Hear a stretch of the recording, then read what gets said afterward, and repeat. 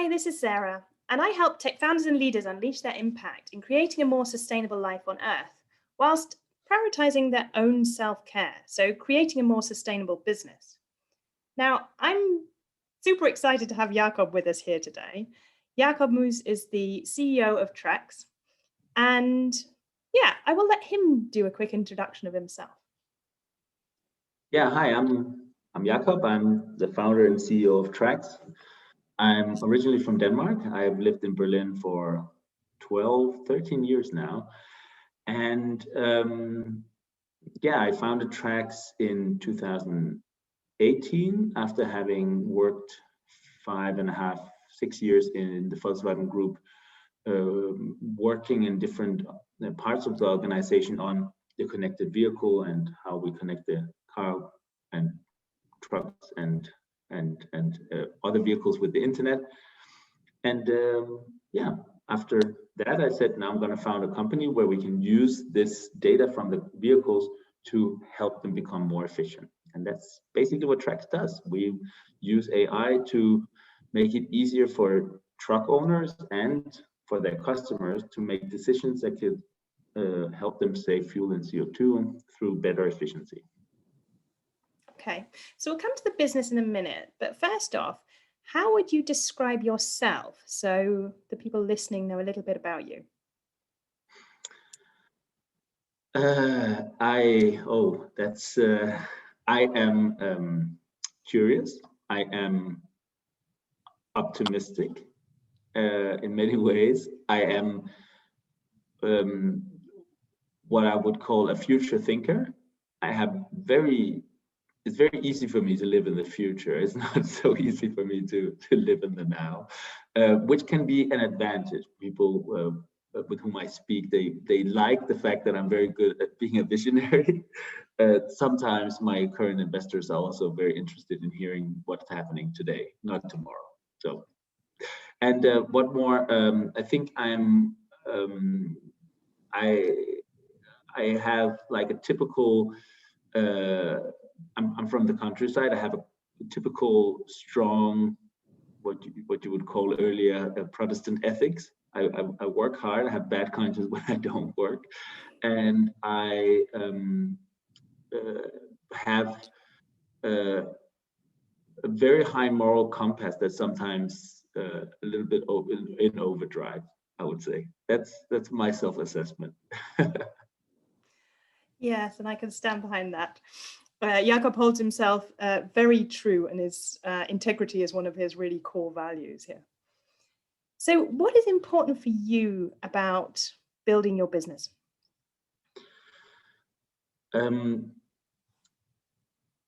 Creating value. I want to create value.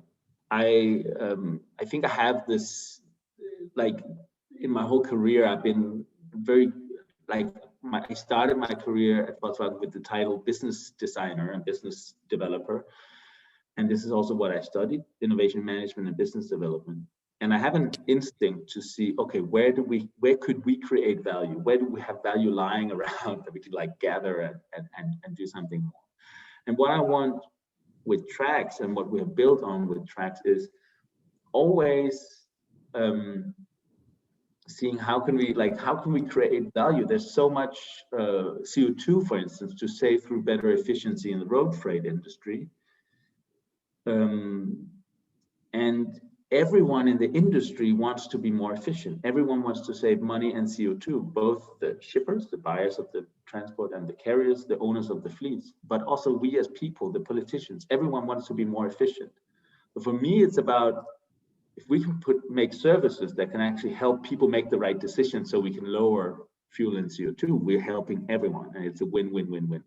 This is just one example, but that's what I'm saying. Creating value stands very, very high on my list of what I want to do with Trex. And of course, it's also like we're not doing it for free. I mean, if we make money, we save CO2. So it is like I want it to be a long-term thing, and that's also why we want to make money on it. But it is about creating value. So you're creating services that help people do the right thing. That's great. So what is it that actually nurtures you? This is a long ride that you're in for, as you've just been saying. What is it that nurtures you?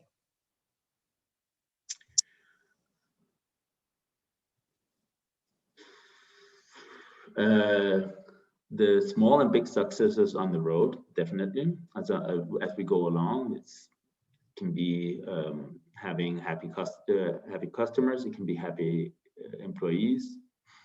But also in my private life, being good at collecting energy at the right places and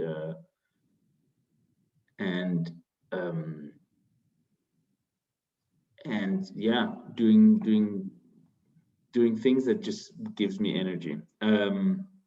Another thing that nurtures me is actually I have also when I was younger, I did a little bit of amateur acting, and I really like the stage. So it actually also nurtures me a lot if I'm allowed to talk about my visions on stage. I have in a long time I was a little bit ashamed of it, being a Rampensau, but it's how it is. I like it. It nurtures me, gives me energy when having, like, seeing all the people, talking to them, seeing that, ooh, and playing the stage on the piano. So I'm looking forward to being able to having an audience again soon. Yeah, definitely.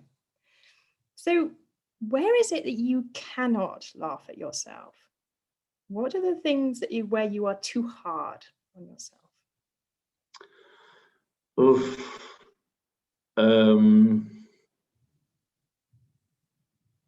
Yeah, where am I too hard on myself? In many places. I think there are still some, there are a lot of areas in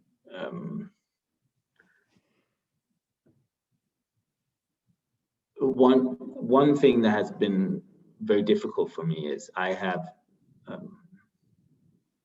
I've always been told, and also in my studies and also in the startup scene, and when you talk with investors and stuff, a good founder should be a good salesperson, should be really good at selling. And I'm also from a family of very good salespeople, so I'm like, I should be good at selling. And this has always been a very sore point for me, the fact that I like to sell, I like to speak with people, I like to talk with people and sell the vision, but coming down to sell the product has always been very difficult for me. It just has. And that was a long time a taboo for me, where I had difficulty admitting it to myself, that I just, like, first of all, keeping the ball rolling, making sure that you call them every week and say, hey, what do you think about the offer? It was difficult for me to pick up the phone and just do the thing. I liked the first meeting and the whole, cool, we're going to create the future together. But the second and the third and the fourth call and negotiating and finding out what should it cost has always been very difficult for me. And I had a feeling it was something I had to crack. I was like, you just need to get over that hurdle. And that was for a long time something that I really couldn't laugh at. I really couldn't even talk of. I would hide it for myself. I would hide it from my closest, that was a mess. Because if you're a startup person, you need to sell. If you can't sell, you're off. I've become now better at sorting it. I still feel that it's a sore point for me, but I've become better at sorting it, hiring the right people, and accepting, no, I don't have to be good at building up a sales unit. I don't have to be good at selling. I have to be good at hiring the right people. And maybe we should use in our sales structure that I have the first meeting and everyone gets, like, I sell the vision, and then someone else will take over and do the things I don't like very much. But that has been a point, and might still be a point where I have difficulty laughing at. I hope one day I will be good at laughing at that. Thank you for sharing, Jakob. And when you look back, you've had a very difficult 2020, as a lot of people have. But what would be the one piece of advice you'd like to give yourself from this time last year, which would have helped you get through the year?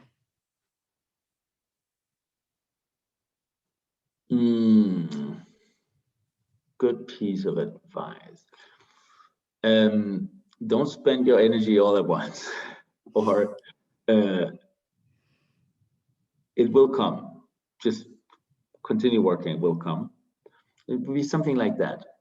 Now, it was a tough time. There was a lot of risks. There was I call it playing four-dimensional chess. Maybe there are even more dimensions. There are times where you have like in your risk management, you have like 22,000 points. It's like that happens and that happens.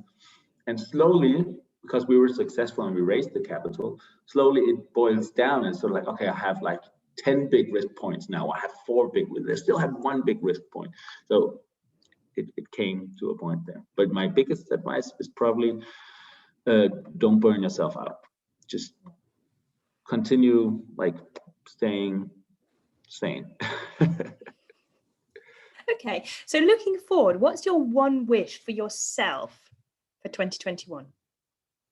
My wish for myself in 2021, I want to continue being good at doing self-care that's physical, like doing sport, doing exercise. As soon as the gyms are open again, I'm going to continue going to the gym as I did before. Now I'm running. I live just next door to the airport field in Neukölln, so I jog 3 times a week. And then secondly, be good at taking the breaks, taking my, like nurturing my private life, my friendships, my marriage, and say this Friday I'm not working, or this Friday I'm spending on standing on stage in somewhere where it's not giving us direct wins. So this is where I'm gonna this is gonna be a very big focus for me, and it's also gonna be something I've decided to speak openly about to my employees, because I want them also to take care of themselves. Yeah, true. So what is your one wish for the planet for 2021? I wish for the planet in 2021 that more companies will start taking the agreement in the Paris Accord seriously and understand that you need to start measuring CO2 before you can manage it. We are at a very bad point. Okay, half full, half empty. We have an agreement, we have the Paris Accord. It's optimistic, it's not impossible. And you have to say, how do you want to lower the CO2 and become CO2 neutral if you don't even have an agreed upon accounting way of measuring the current CO2 in the companies, in the industries, in the countries. So really, that this year is going to be the year of CO2 accounting. That's my big hope, because when we start measuring it, we can start managing, and we can start deciding on how we lower it. And not as happens right now, people are like, oh, we should just do everything electric when it comes to transport, and we should just travel less. And it's not the way to do it. The way is first to measure and then to manage. And I hope that's going to happen in 2021.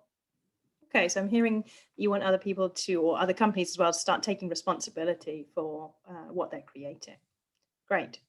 No, so what I just a little point to that. I'm sorry, but this is just, the thing is, many people are taking responsibility, but they don't understand that they haven't even done their homework. They're just like, okay, I decided now I'm going to follow the Paris Agreement, and then they lean back. This is what I hope, that they really take it seriously, the responsibility they want to take. Good, sorry. Thank you. So what's the one change you're making in your life to live more sustainably for this year? I have made a clear system with my husband on how much meat we eat, so that we sort of like cut down on meat. We're traveling every time we have a chance to be CO2 neutral, and I say CO2 neutral because it's with that I mean trains. Some of them are diesel trains and so on, and some of them use coal to produce electricity. But I say CO2 neutral, we want to do that. And the big step we're taking is that we're trying to find a way to measure our CO2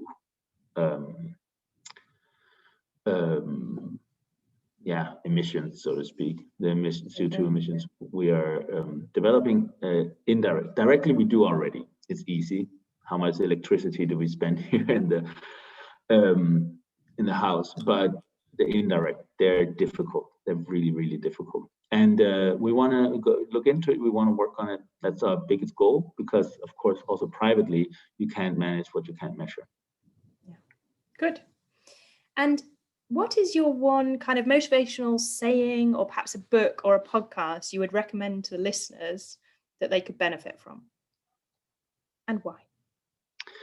I have a lot. I have some demotivational ones as well, but I think the one I want to take out today is one of the most wrongly quoted quotes. It's always is often said, this is what Albert Einstein said, and it's not really true. But the quote is, if you want to predict the future, you should build it. Yeah, in order to predict the future, you have to build it, and I think it holds true.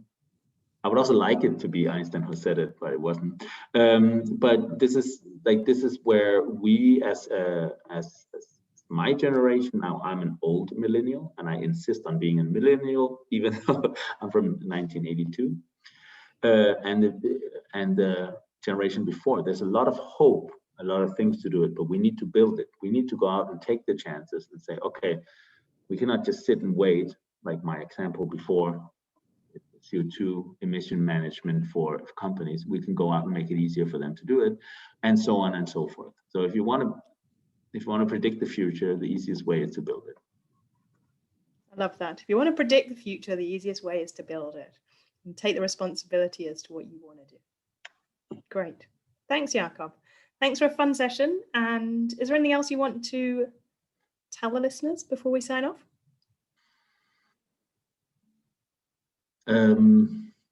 Basically, I want to say, in a very early stage of my founder career, I realized how important it is to take very, very good care of yourself. So anyone who wants to found a company, anyone who is a founder, please, please, please do yourself a favor and continuously work together with someone, work on your, not just mental health, but also your mental state. There's a lot of changes that's happening from when I started 3 years ago to today. Like, there's so many changes every single month, every single day. And it's very important to acknowledge those and work with those so that you can, like, your soul can follow what's happening outside. So in order to become a good founder, I would like to say, you have to be good at managing yourself as well. So that's my advice for for the future. I'm very often asked how to advise, like if I would advise new founders, and that's the best advice. I have other advices. One of them is a quote from Elon Musk: "Don't do it," but I don't really mean it. Go out and do it if you want to. But so thank you, Jakob. I just want to acknowledge you for actually pulling that out and asking people to look after themselves, because it's so important on the roller coaster ride of a startup. Yep. So lovely to talk to you today. Thank you so much, and I'll see you soon. Thank Take you. care. Thank you. Bye.